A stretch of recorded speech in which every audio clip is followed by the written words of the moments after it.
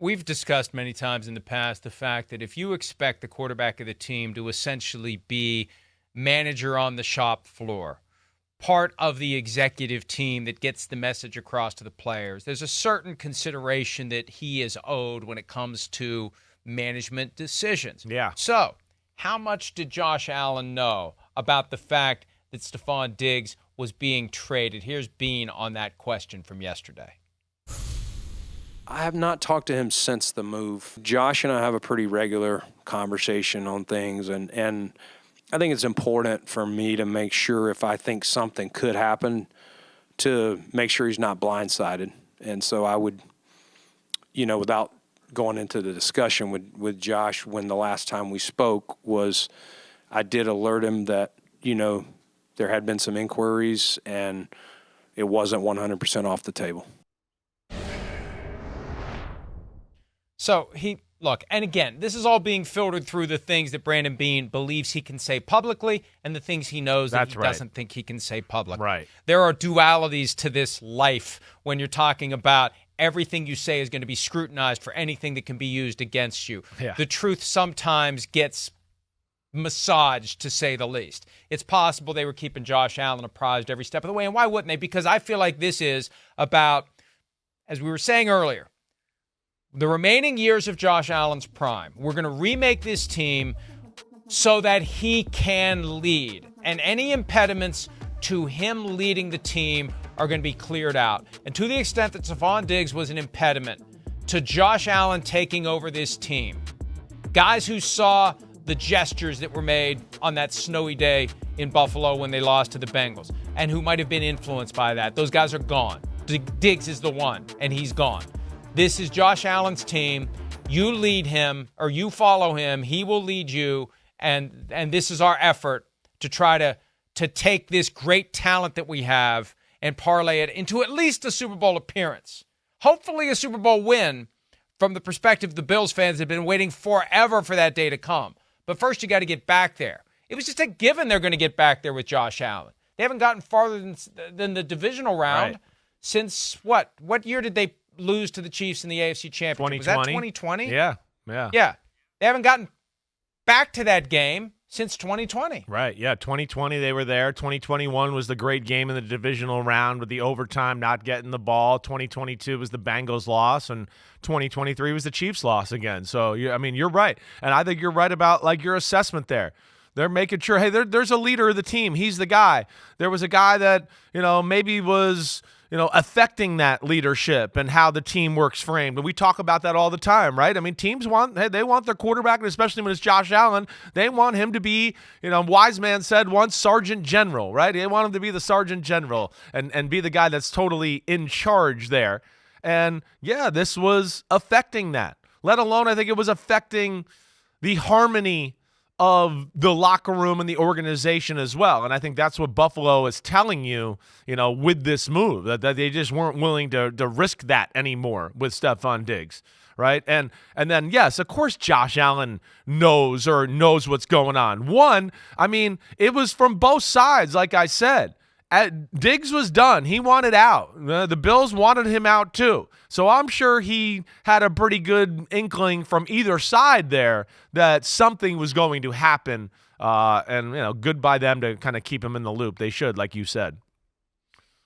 Why do you think Stephon Diggs would want to leave, though? He's got that Josh to me Allen, is the biggest question. One of the best quarterbacks in the NFL. Yeah, that might. Right? Yes.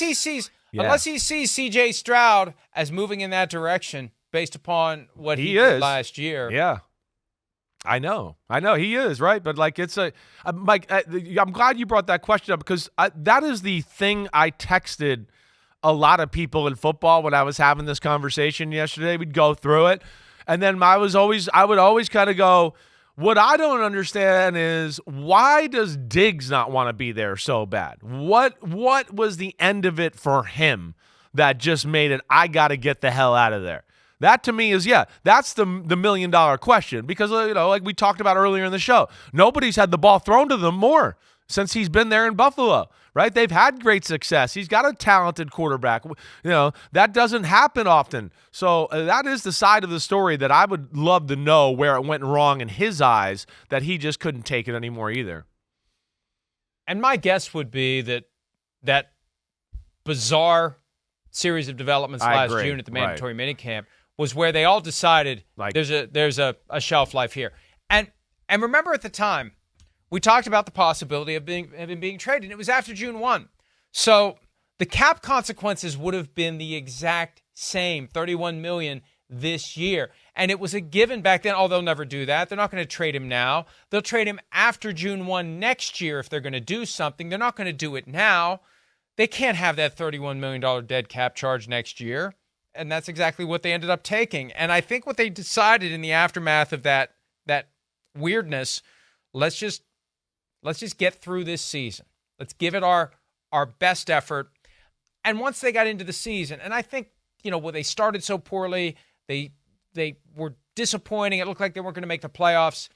There was the hit piece on Sean McDermott, and I've had multiple different people. We had Josh Allen tell us at the Super Bowl. Before that, who's the blanket on the cornerback from West Virginia? Rasul Douglas said it. Somebody else said it as well. The idea that it was I think Beane may have said it as at the combine, that the way that McDermott handled that when he spoke to the team after the hit piece with the thing about the kooky 9/11 reference from a few years earlier, that's what galvanized the team and carried it through to farther than we thought at that point it was ever going to get. And that kind of allows you to, we all have something. Whatever the issue may be, there's always something in our life that we know we eventually have to deal with. But for now, we're gonna focus on other things. We're gonna slide it to the back burner. And I think that's what the Diggs relationship became. We got other issues. We may not even be here to make a decision about Stephon Diggs the way things are going. Let's just kind of slide that to the back burner. Let's get through the season, save our jobs to the extent they were in any jeopardy, and then we can figure it out after the season. Yeah. That sounds like what they did. It does. It sounds a lot like you brought it up already, and I thought of this as well yesterday. The Chiefs situation a little bit, right? I know Tyreek Hill. It wasn't maybe as publicly outspoken and demonstrative on the sideline and all that, but we know that last year in Kansas City, even though nobody he had the most targets in football, he was complaining and wanted the ball more, and there was some things behind the scenes there that I think they were like, wait, between age, he wants a new contract. We're it's annoying in our locker room. Mahomes is our leader. That's it. We're done with it. Now, that one was crazy because it's like, whoa, it's Tyreek Hill. Like, he's definitely still the best receiver in football. That's right. But it does feel like there's some similarities there as far as that situation. And again, I don't know, why Diggs is angry at that, but it definitely feels like there's some issues there. Hi, it's Mike Florio. Thanks for watching PFT on YouTube. Hit subscribe for the latest news and analysis from Pro Football Talk.